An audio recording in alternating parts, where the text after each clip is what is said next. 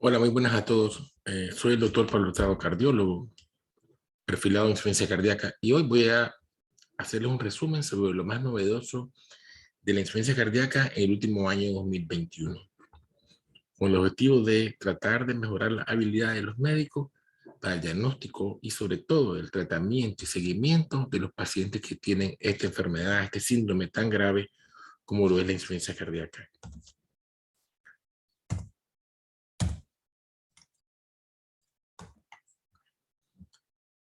Vamos a hablar sobre la historia natural de la enfermedad, vamos a conversar con ustedes cómo se ha desarrollado a través de los años las drogas que han demostrado una mejoría clínica de los pacientes en cuanto también a mortalidad, es importante. A la vez también, vamos a ver acá, cosas que pasan. Okay. Vamos a ver sobre las guías europeas de insuficiencia cardíaca, las americanas, las canadienses, rápidamente. Vamos a tratar de también de llegar a ustedes, de demostrarles cómo podríamos individualizar el tratamiento de nuestros pacientes, ya que todos no ofrecen el mismo parámetro hemodinámico, de presión, frecuencia cardíaca, son diferentes. Cada paciente debe ser tratado de forma individual, aunque de forma global tengamos, digamos, ciertos parámetros biofísicos de ellos que nos permiten iniciar o saber cómo continuar el tratamiento farmacológico y alguna propuesta de nueva estrategia de tratamiento. Entonces, antes de todo, quiero invitarlos a ustedes, a médicos sobre todo, a que participen en este curso gratuito que está ofreciendo la Sociedad Interamericana de Cardiología sobre insuficiencia cardíaca, con el objetivo de mejorar las habilidades de tratamiento de nosotros los cardiólogos, internistas, en esta patología. Antes de todo, quiero comenzar con la nueva definición universal de insuficiencia cardíaca. Creo que vale la pena. Y hay tres aspectos que hay que tener en cuenta. En primer lugar, la definición, ¿okay?, que tiene que ver con un paciente que tenga síntomas y signos clínicos de insuficiencia cardíaca, ya sea por un trastorno estructural, por ejemplo, como un infarto o una hipertensión arterial muy mal controlada, o funcional también, como puede ocurrir en pacientes que tienen muy hipertiroidismo mal controlado, una tormenta tiroidea crónica, un hipertiroidismo con frecuencia cardíaca elevada persistente, que a la larga de un tiempo puede provocar insuficiencia cardíaca. O sea, esos pacientes podrían tener este síndrome y que tiene que ser corroborado después de sospecharse o por unos péptidos arteriales altos o una evaluación objetiva, digamos, de, por ejemplo, por ecocardiograma, ¿no? Que el paciente ha tenido ya congestión pulmonar o sistémica. Okay. Es importante esta definición universal porque tratamos de buscar un lenguaje inclusivo, un lenguaje que todos los médicos utilicemos de forma idéntica, ya que de esta forma podríamos comunicarnos mejor a la hora de hacer referencias médicas, transferir un paciente, con lenguaje, digamos, que sí, como te digo, diríamos, es universal. En cuanto a las etapas de la insuficiencia cardíaca o estadios, no ha habido muchos cambios, sigue siendo el A, B, C y D. Sin embargo, el cambio más relevante es que en la etapa B, que son pacientes que tienen daño cardíaco pero están asintomáticos, se le da el nombre actualmente de preinsuficiencia cardíaca. Esto puede ayudarnos a enfocar mejor a los pacientes que logremos identificar con un daño estructural cardíaco y que estemos claros que esos pacientes van a evolucionar a la falla cardíaca con el tiempo si no controlamos los factores de riesgo que están produciendo este deterioro continuo de la enfermedad. ¿Okay? Eso es fundamental. Estadios C y D no cambian.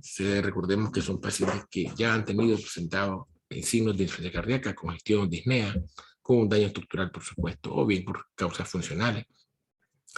E insuficiencia cardíaca avanzada, que son pacientes que requieren de terapia sí, avanzada, como mencionaríamos, y que no responde, por supuesto, a los tratamientos médicos farmacológicos habituales. Pacientes con insuficiencia cardíaca refractaria, intolerantes a todo esto, requieren terapia de apoyo, ¿okay?, el VAD, por ejemplo.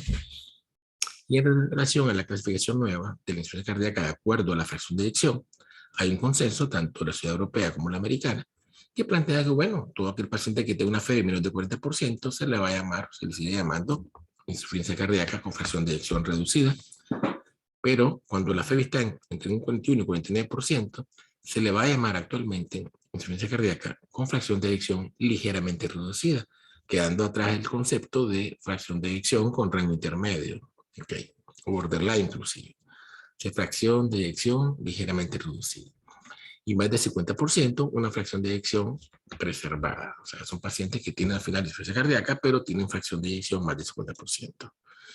Y también, importante, se incluye acá, pacientes con insuficiencia cardíaca con fracción de eyección mejorada, que va a ser cuando estos pacientes han tenido, por ejemplo, una fracción de eyección menos de 40%, pero con tratamiento farmacológico subió más de un 10% de la FEBI, pudo alcanzar 50% en este caso, o si tiene menos, no sé, 25%, aumentar más de 10%. O sea, todo aquel que aumente más de 10% de puntos se le llamaría insuficiencia cardíaca con fracción de eyección mejorada. O bien que alcance más de 40% también, pero sobre todo que aumente más de 10 puntos. Sé que también aquí se habla de actualmente insuficiencia cardíaca persistente en vez de estable, son aquellos pacientes que mantienen la fracción de eyección reducida, que no han mejorado más de un 10%, pero están asintomáticos o estables, diríamos, ¿ok?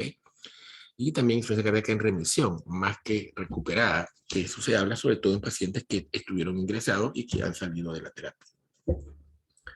Entrando ya, como dice el dermatólogo, al grano, todos vemos pacientes con insuficiencia cardíaca y cuando llegan a nuestras consultas con falta de aire, disnea, intolerancia al decúbito, vemos las venas yugulares dilatadísimas, ¿verdad?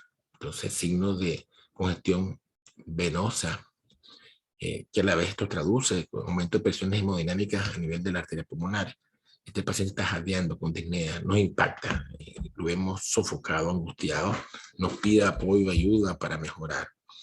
Nosotros sabemos que estos pacientes sí pueden mejorar, claro, pero su pronóstico en general globalmente no es apropiado. Hay una mortalidad aproximada de un 50% a los 5 años y un gran por ciento de los pacientes, hasta un 60%, ingresan el primer año de nuevo al hospital. Y como promedio en muchos países del mundo, inclusive desarrollados, los ingresos al primer mes oscilan entre un 24 a un 25%. Todos queremos que nuestros pacientes mayores mejoren con el tratamiento, con su seguimiento médico apropiado y que estén tranquilos, que gocen de su retiro bien, sin descompensaciones, con una calidad de vida apropiada. De eso se trata, ¿no? Como tal, el tratamiento de estos pacientes. Sabemos que por la historia natural de la patología, sí, que es un reto enfrentar esta enfermedad que puede estar estable mucho tiempo, sobre todo pues estadios B y C inclusive, pero va a haber recaídas y cada vez que el paciente recae y se descompensa, pierde hasta 6 meses de vida el paciente, de expectativa de vida. Y cada vez que ingresa igual puede morir ingresado. Y esto causa con el tiempo un mayor deterioro de su capacidad física y también estructural del corazón. De modo que al final los pacientes terminan en una fase de empeoramiento progresivo de la insuficiencia cardíaca y terminan en muerte. Y esto es importante definir esto porque una vez que nosotros vemos un paciente con insuficiencia cardíaca que ya ingresó al menos una vez o que se ha descompensado, sabemos que está entonces en estadio C. ¿Okay? Estadio C. Y para eso hay una serie de medicamentos que se han demostrado que hay que aplicarlos de forma obligatoria. Beta-bloqueadores, carvedilol, bisoprolol, metoprolol, por ejemplo. Los bloqueadores del sistema renal angiotensina de aldosterona y el CARA2 también, la espironolactona también a la vez. Y recientemente, en el año 2014, bueno, los ARNI, que es valsartán, que es superior a la utilización de enalapil a dosis de 30 miligramos al día, por lo menos. Entonces, si nosotros bloqueamos los mediadores químicos que provocan el empeoramiento de la progresión de la enfermedad, pues sí, logramos que el paciente no ingrese y no se muera. Y estos fármacos que se han venido discutiendo desde hace más de 30 años, por lo menos, de desarrollo, sí, hay actualmente un interés mundial y han habido muchos estudios que han demostrado que los pacientes se pueden tratar desde que están ingresados en hospitales por la compensación y que es seguro y es importante porque una vez que usted a esos pacientes los capta en el hospital, es más probable que estos pacientes puedan continuar con el medicamento. Si este paciente usted no le inicia su tratamiento, estando en la fase aguda hospitalaria, es más probable que no tomen el tratamiento y que a los 6 meses, inclusive, muchos de ellos, el 30% solamente lo estén tomando. Por eso es importante que tratemos a nuestros pacientes con fármacos recomendados desde el ingreso, y es seguro, ¿ok? Siempre y cuando hay que tener sus precauciones, ¿no? Claro que sí. Pacientes que hay tendencia a hipovolemia, hipotensión, mucho cuidado. De ahí que se han identificado tres fases generales de vulnerabilidad de los pacientes.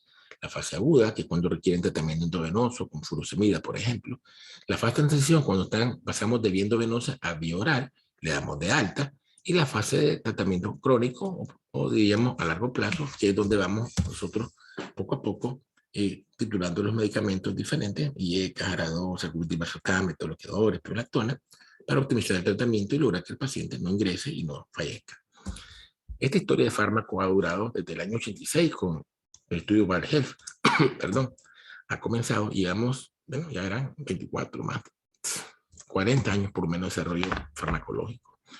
El año 2014 fue el último estudio relevante, fue Paradigm con Sacubitril/Valsartán, que encontró una mejoría de mortalidad de un 20% y también de muerte súbita cuando usábamos Sacubitril/Valsartán versus enalapril en pacientes con fracción de eyección reducida de menos de 40%.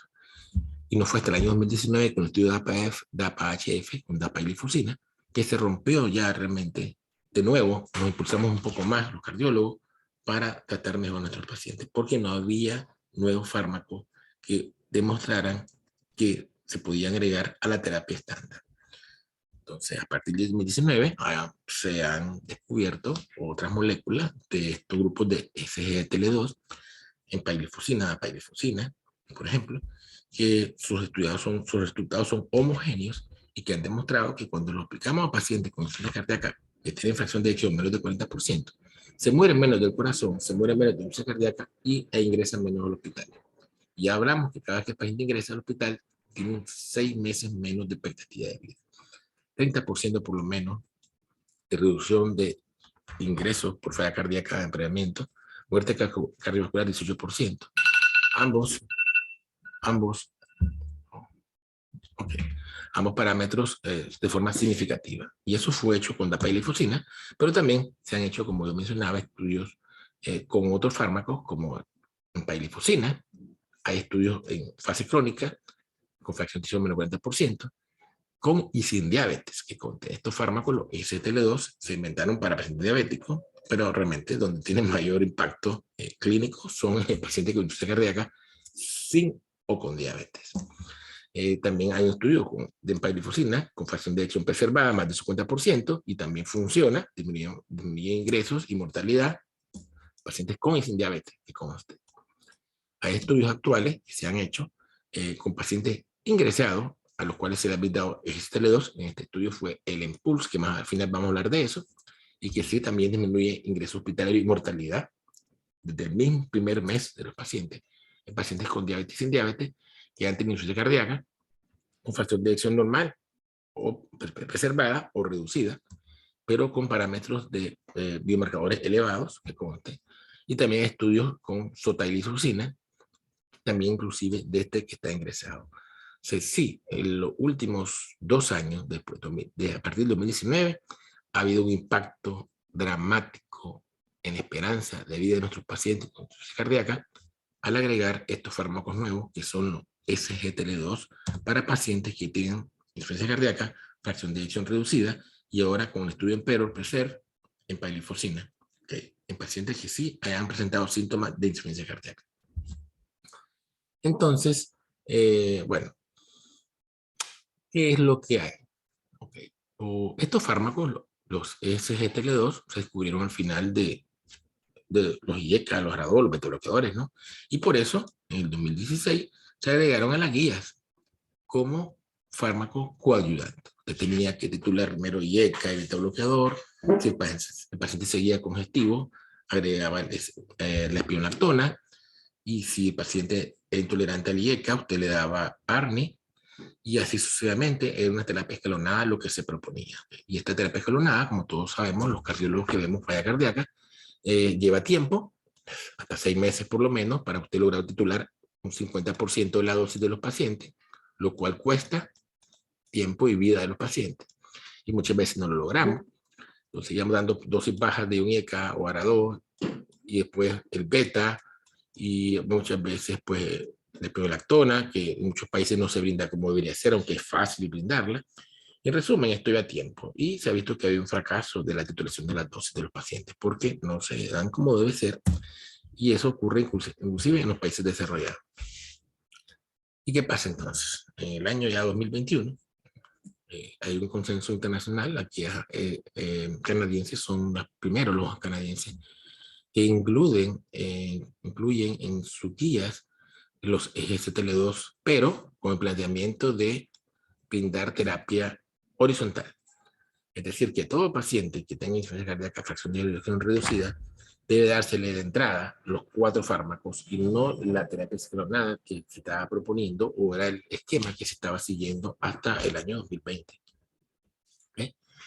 Y también, bueno, se incluye ya en la guía el Verosiguat, ¿okay? Como un fármaco que puede lograr una disminución de la mortalidad de ingreso hospitalario hasta un 10% en pacientes que están tomando el tratamiento previo, dosis full, y se siguen descompensando. Pero bueno, llegando al punto de los ARNI, sí, los canadienses son los que incluyen en su guía y la publican que debemos de dar los 4 fármacos a la vez. Los americanos hacen lo mismo. Acá este esquema de Estados Unidos, de la Sociedad Americana de Cardiología, de la Guía de Insuficiencia Cardíaca año 2021, y también los europeos plantean que en un paso número 1 usted debe titular, o mejor dicho, brindar de entrada estos 4 fármacos a todos los pacientes. Y diuréticos solamente cuando haya congestión. Y a partir de ahí, en dependencia si el paciente continúa no sintomático, etcétera, etcétera, usted puede o no agregar los diferentes fármacos y estrategias que ya se han discutido. Eso que tenemos como resumen del manejo propuesto por la Sociedad Europea, por ejemplo, que es una guía que siempre nosotros seguimos. Pues usted debe dar al paciente un ECA o ARA2 o un ARNI, un beta, una tona, ¿okay? Y un SL2 de entrada. ¿Okay? Eso le llaman actualmente los 4 fantásticos. ¿Okay? ¿Y qué pasa con la terapia de los 4 fantásticos? Esta terapia es difícil. Tanto así que yo les comentaba que si es difícil titular a los pacientes de forma escalonada, más difícil va a ser darle a un paciente los 4 grupos farmacológicos que todos provocan baja la presión, la mayoría de ellos, excepto los SGLT2 que no bajan mucho la presión. Si un paciente de por sí me cuesta titular uno por uno el medicamento, ¿cómo yo voy a poder hacerlo al mismo tiempo? Entonces, eso es un reto también. Es reto. Y hay propuestas, ¿no? De algunos médicos. Dicen que primero debe dar a dosis baja de ARNI y dosis baja de beta y dosis baja de pirolactona al mismo tiempo. Estamos hablando de primera consulta, imagínense. El paciente puede tener, amor, 110 sistólicas. Es imposible que usted pueda titular todo el fármaco a la vez. O sea, esto es difícil. Está bien la idea, ¿ok? Porque la idea que nos están vendiendo es que usted debe brindarlos a las 4 al mismo tiempo, pero en la práctica clínica no se puede. A menos sí que el paciente sea un paciente con falla cardíaca y tenga hipertensión, o por lo menos una presión sistólica más de 140, en la práctica es lo que hemos visto. Podríamos dar los 4 a la vez, pero a dosis baja, es muy probable. Pero si es como la mayoría de nuestros pacientes que también presentan una presión sistólica de 110, es muy poco probable que podamos realizarlo. Entonces, bueno, nosotros tenemos un estudio que se publicó aquí a nivel nacional desde el año, un registro de pacientes con insuficiencia cardíaca. Recogimos 70 pacientes consecutivos, en los cuales le dimos seguimiento por 3 años, pero se publicó solamente al año de seguimiento. Y nosotros encontramos que, aún haciendo todo nuestro esfuerzo, esfuerzo hablo de seguimiento cada 15 días los pacientes, con teléfono en mano, ellos pueden llamarnos cuando quisieran, a lograr evitar un ingreso hospitalario, reforzar dosis de diurético o titular dosis por vía telefónica. De hecho, que al año nosotros logramos llegar a la dosis máxima de IECA o ARA2 solamente en el 30 al 35% de los pacientes. Y beta bloqueador, solamente el 37% de ellos. Dosis máxima de beta bloqueador, estoy hablando. No hablo de brindar el beta. En nuestros pacientes, el 100% de ellos lo tomaban el beta bloqueador. Al igual que en IECA ARA2, 100% de los casos nuestros. Pero ya la dosis máxima, que otro objetivo terapéutico, es complejo y difícil. Y tuvimos un éxito a la hora de dar espionolactona. De 70 pacientes, 67 lo estaban tomando al año. En los que tuvimos que sustituirlo o evitarlo o suspenderlo, mejor dicho, fue porque tenían falla renal crónica y con elevación del potasio. Entonces, sí se puede brindarlos por lo menos 3 fármacos, ¿verdad? IECA, ARA2, beta bloqueador y espionolactona, pero las dosis tituladas máximas, que parte del beneficio, es difícil. Entonces, sí, estamos convencidos que los 4 fármacos, los 4 fantásticos, son obligatorios, necesarios, porque mortalidad cardiovascular y falla cardíaca en nuestros pacientes.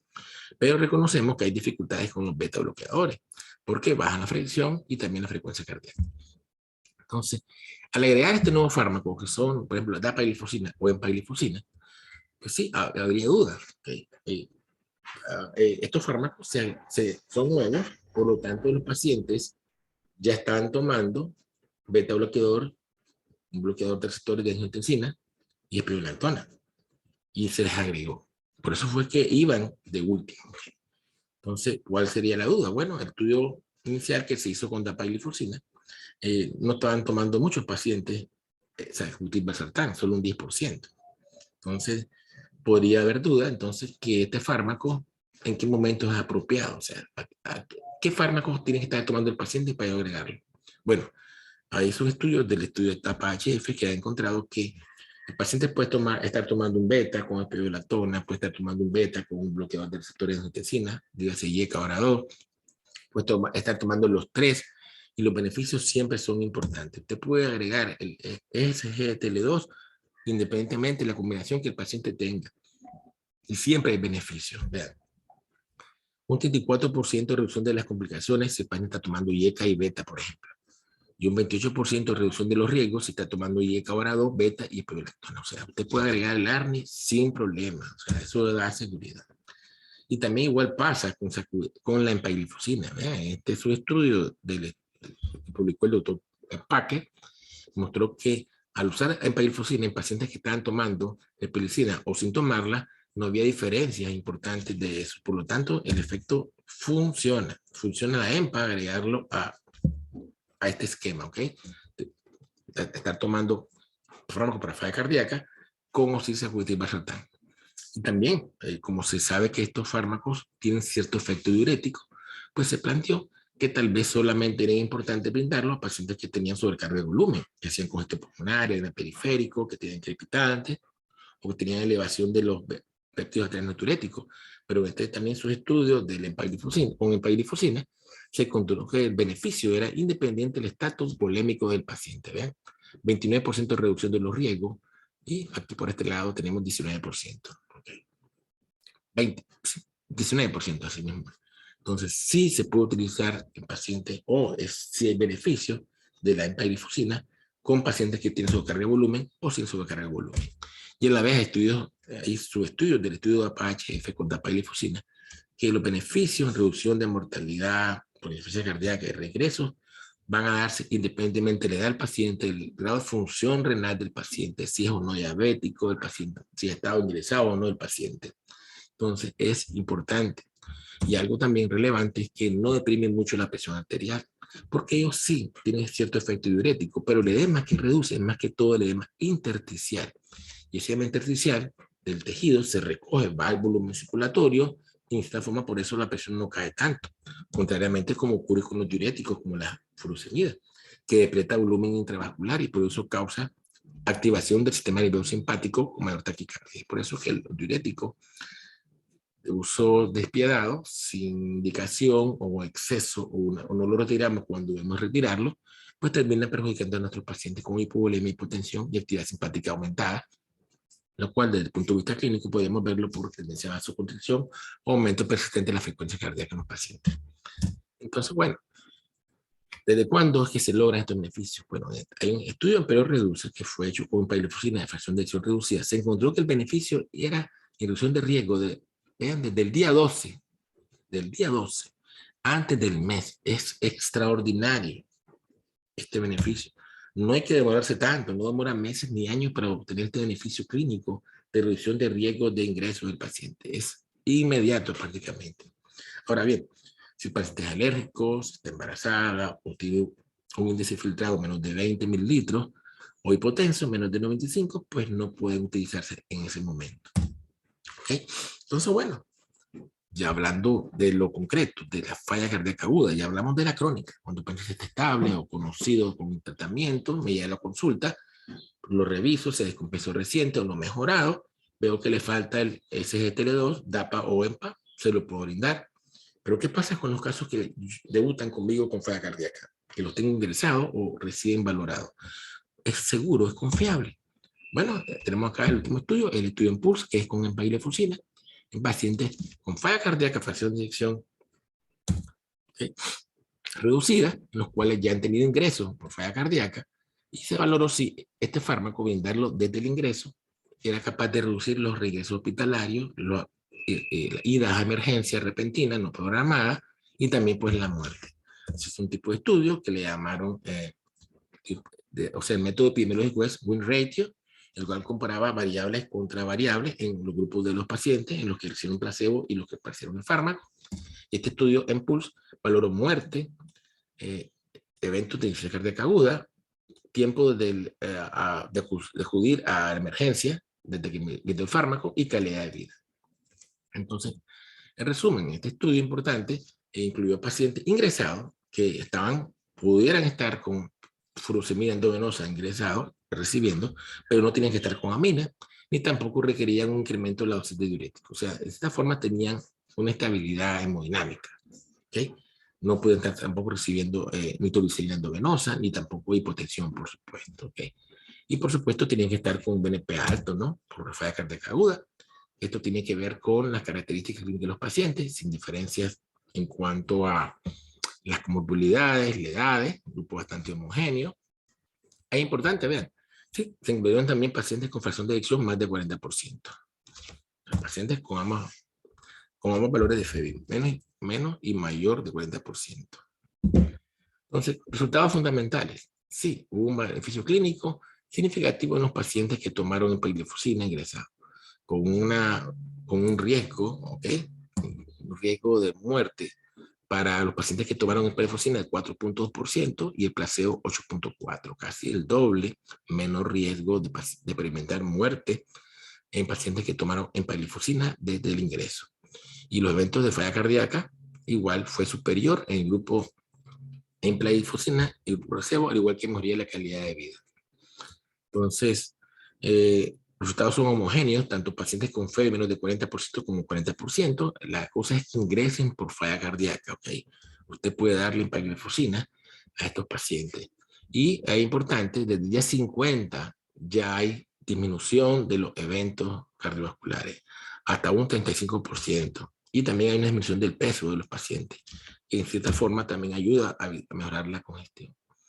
Este estudio, el Impulse con empagliflozina, refuerza varios puntos importantes en el tratamiento de la falla cardíaca con el grupo de SGLT2.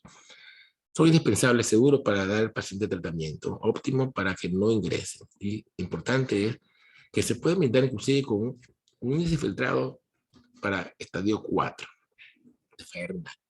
Se puede agregar a los fármacos al paciente, independientemente del fármaco que esté tomando.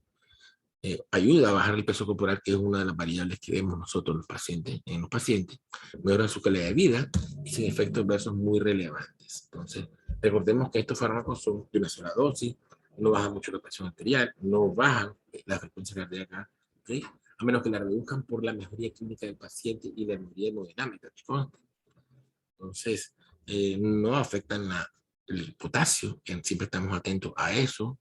Recordemos que la espironolactona, los ARNI, aumentan un poco el potasio y deprimen la función renal, cosa que no ocurre con estos fármacos.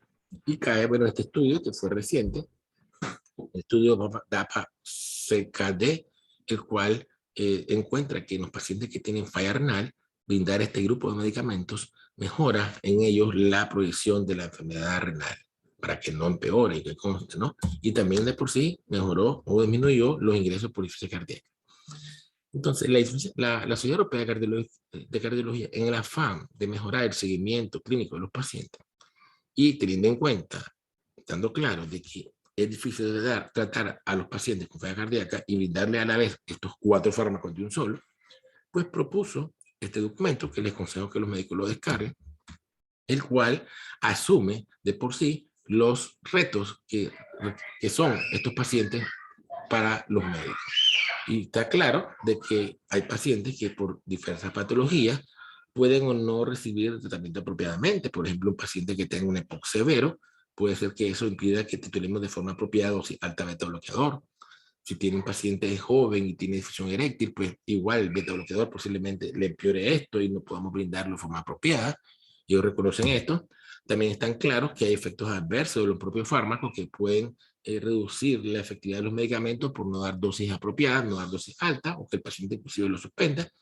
Pero bueno, teniendo todo esto en cuenta, ellos hacen un resumen que es muy válido, y es importante aclarar que cuando usted está viendo un paciente con falla cardíaca, debe estar bien claro de cuál es la frecuencia cardíaca del paciente, con examen físico, la presión arterial, el grado de congestión clínica que tenga el paciente, el filtrado glomerular, que eso lo saca con la creatinina, y por supuesto estar claro si tiene un ritmo sinusal o si tiene FA y en cuánto tiene la frecuencia cardíaca, por supuesto.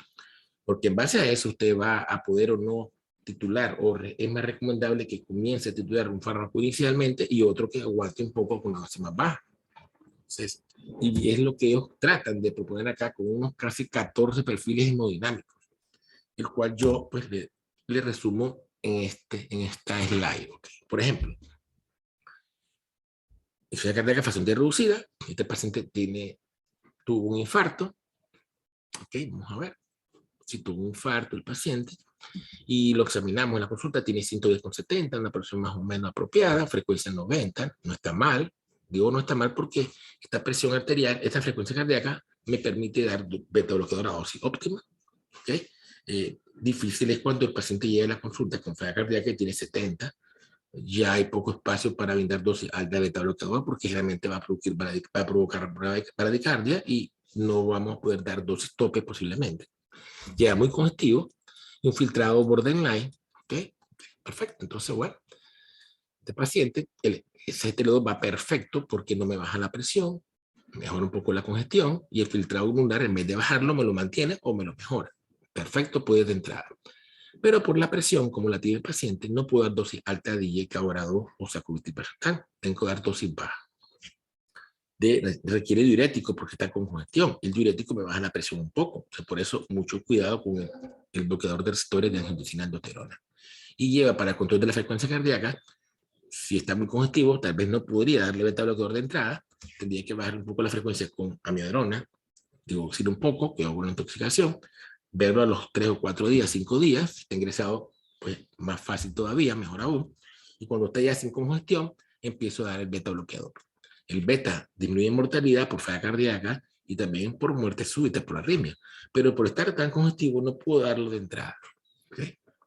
Sin embargo, si el paciente en caso tiene una presión alta, normal, una frecuencia adecuada, 80, y poco congestivo, yo perfectamente a este paciente puedo iniciarle con dosis baja, ¿no?, de YECARA2, beta bloqueador también, y espironolactona sin problema.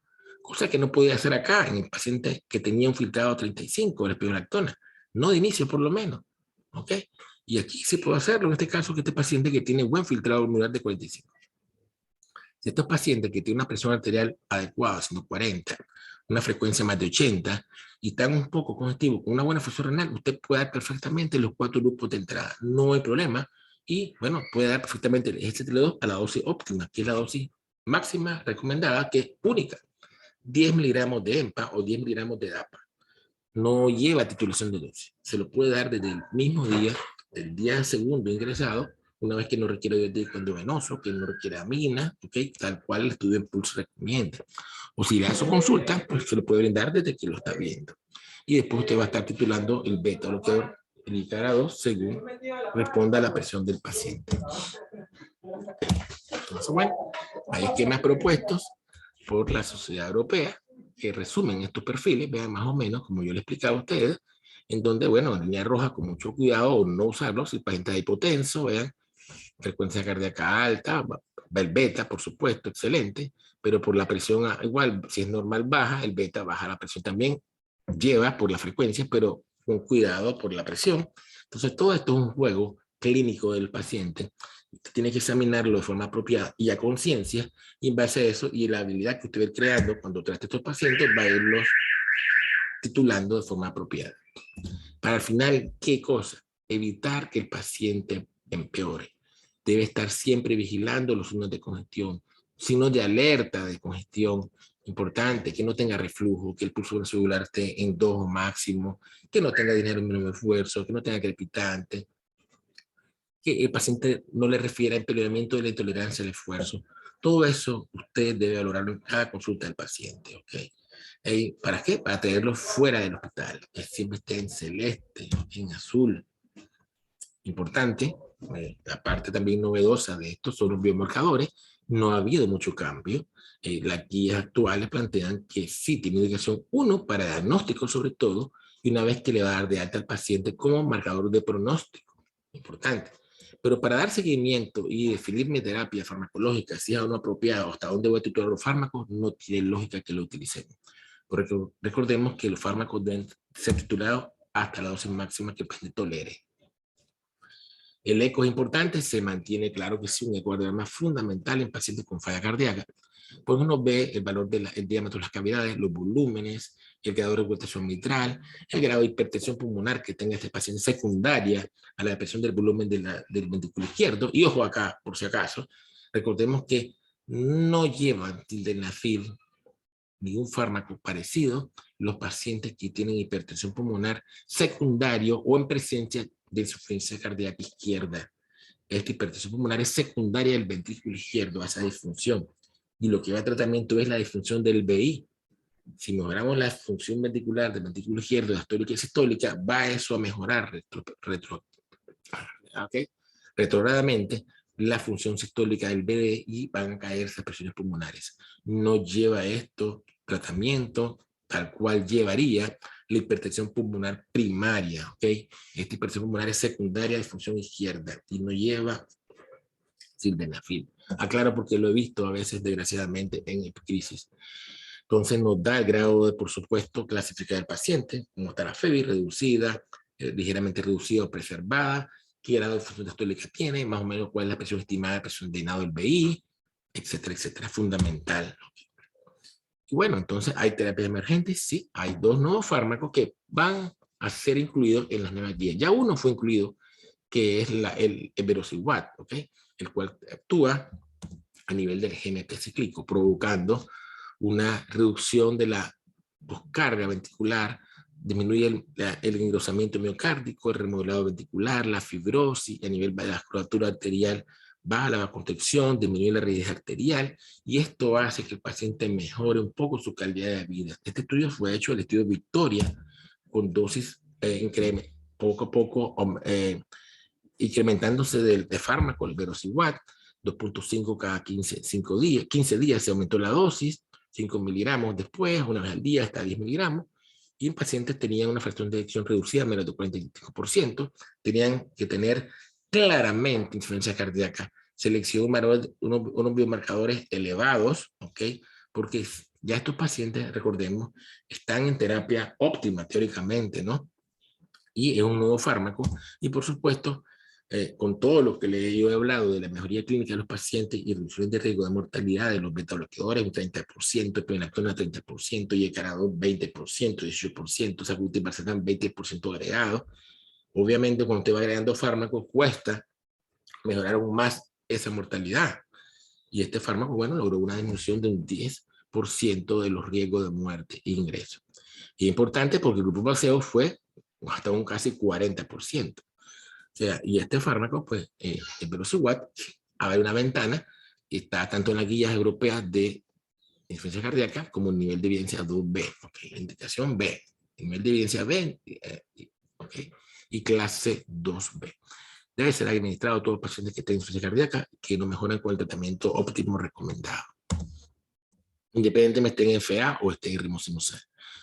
Para terminar, lo más destacado, creo, del año 2021 de insuficiencia cardíaca es que tenemos los 4 pilares de tratamiento obligatorios para brindar. Sin embargo, hay que tener claro que los pacientes tienen un perfil hemodinámico diferente.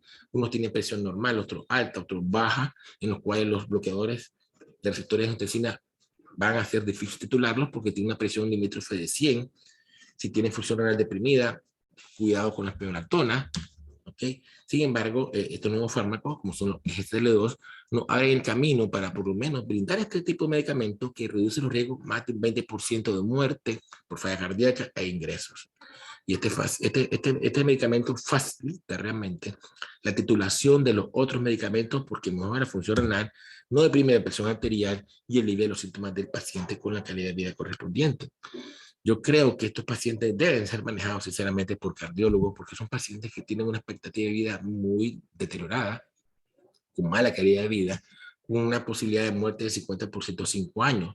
Y si usted, un médico que no esté especializado en esto, o no está perfilado, o no tiene todo el tiempo para dedicarse a estos pacientes, su paciente, si no recibe la terapia apropiada, va a fallecer el primer año o segundo año. Es lo más probable. Y entonces, es importante a la vez que remita pacientes con falla cardíaca que tengan varias comorbilidades, en los cuales usted no pueda titular las dosis apropiadas de los medicamentos, que tenga enfermedad crónica, que el paciente haya hipotensión cuando usted lo tituló, aunque usted está haciendo su mejor esfuerzo. Si la FEI menos 30%, porque es una FEI menos muy severamente deprimida, igual tiene FEA también, porque la FEA empeora el pronóstico de los pacientes.